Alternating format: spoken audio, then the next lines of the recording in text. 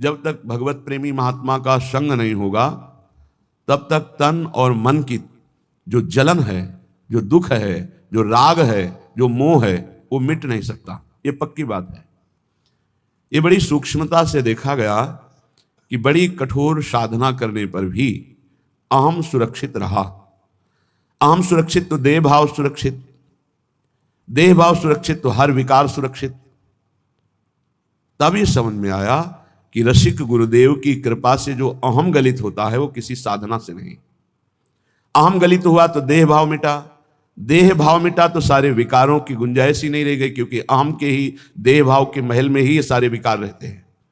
वो निर्विकार स्थिति, वो दैन्यता, वो सहजता, वो कृपालुता, वो दयालुता आराध्य देव की रसिकों में होती है और रसिकों से उनके शरणागतों में उतरती है। इसलिए निशिवासर करी तिन की सेवा, तन मन की तपन मिटइये। तन की और मन की। तन बड़ा स्वस्थ है, खूब सुख सामग्री है, पर मन असंतोषी है, पापाचरण का संकल्प करने वाला है, भगवत विमुख चिंतन करने वाला है। वो हर समय जलता रहेगा। व्यर्थ की सोच, समय को नष्ट करना, संकल्प विकल्प करके गंदी बातों का चिंतन करना, मानो दुख का बीज बोना है।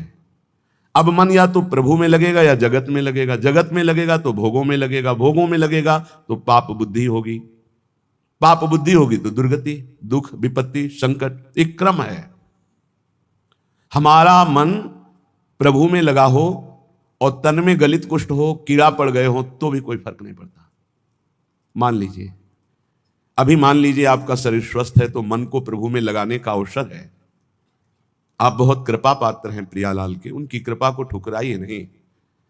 यदि आपका शरीर स्वस्थ है तो आप सोचिए, आप आसन में बैठकर बहुत अनुष्ठान पूर्वक मंत्र जप सकते हैं। आप एक आसन में बैठकर पूरी चतुरासी जी का गान कर सकते हैं। आप एक आसन में बैठकर श्रीमद राधा सुधा निधि का गान करके प्रियालाल को रिझा सकते हैं। आपका शरीर स्वस्थ है तो आपकी साधना उत्तम बन सकती है। अब शरीर अस्वस्थ है, भगवदाकार बुद्धि है, कोई परेशानी नहीं। नहीं तो शरीर जब अस्वस्थ होता है ना, तो ये मन, ये इंद्रियां, ये बुद्धि इसी शरीर में आसक्त हो जाती है। बस हाय हाय, क्लेश, चिंता, शोक, यही बना रहता है। इसलिए यावत स्वस्थ विदम कलेवरम। बुद्धिमान वही है कि आग लगने के पहले आग बुझाने की भी व्यवस्था रख ले। आग लगने पर कुआं खोदना मूर्खता है। ऐसे ही शरीर रोग ग्रसित हो जाए, फिर सोचो मेरा मन भगवदाकार हो जाए, तो ये मूर्खता, फिर नहीं लगेगा। यावत स्वस्थ विदम कलेवरम यावत च दूरे जरा। जब तक तुम्हारे अंग काम कर रहे हैं तो शत क्रियाएं कर लो, शत मार्ग का चिंतन कर लो, नहीं बाद में पछताना पड़ेगा।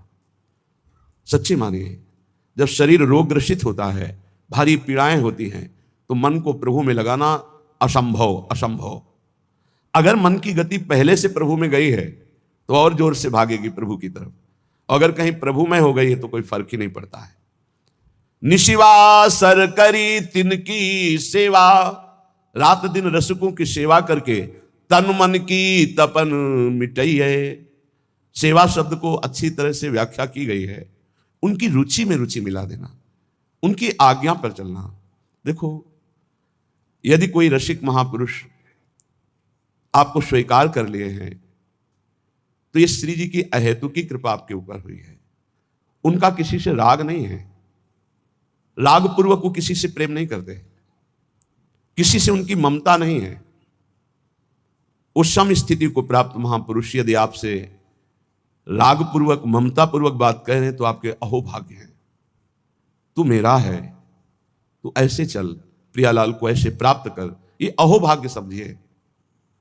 वो अपने चिंतन को छोड़कर आपका चिंतन करके आपके दोषों की निवृत्ति के लिए आपको उपदेश कर रहे हैं।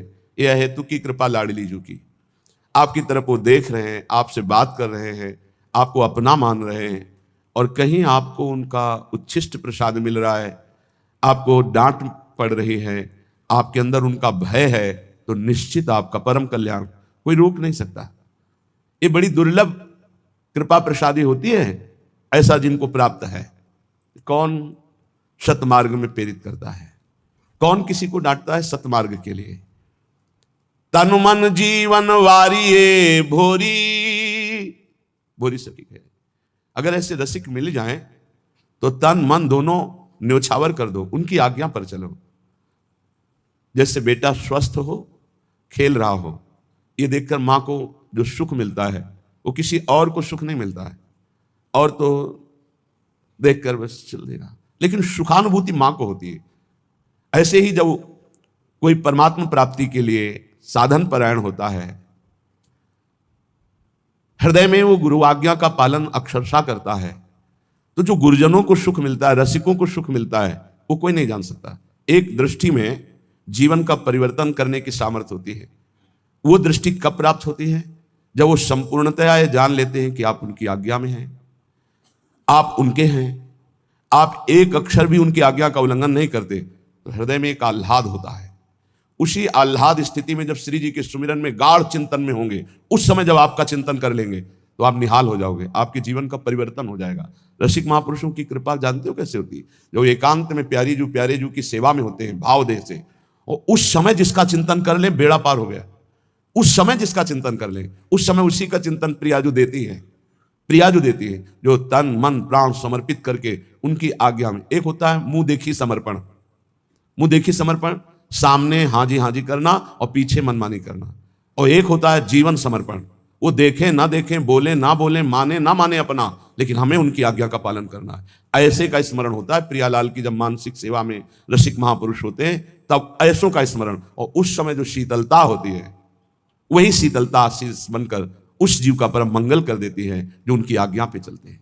भोरी सखी कह रही, तन मन जीवन वारिये भोरी, आखिन माही बसइये, निशिवासर करी तिनकी सेवा, तन मन की तपन मिटइये।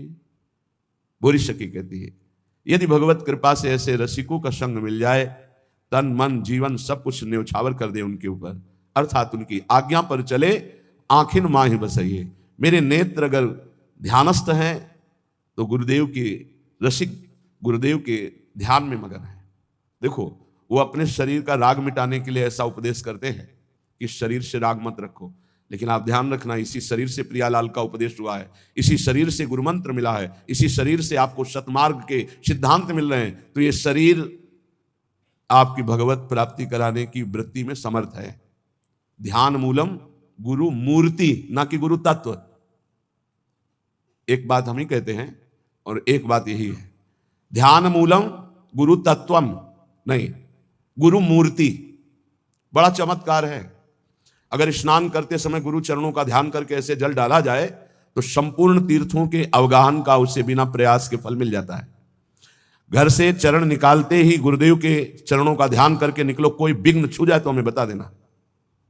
गुरुदेव के चरणों का ध्यान किया, गुरुदेव के चरणों का प्रणाम किया और चल पड़े अपने ऑफिस, अपने कार्य के लिए या जिस हेतु से, कोई विघ्न आपको नहीं, सारे विघ्नों का नाश इनके चरणों के स्मरण मात्र से हो जाता है।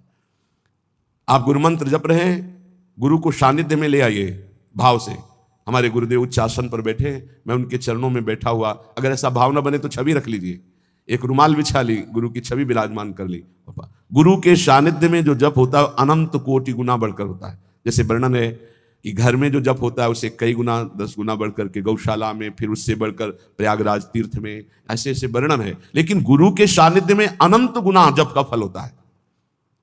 रसिक गुरुदेव को भोरी सखी कह रहे, आखिन माही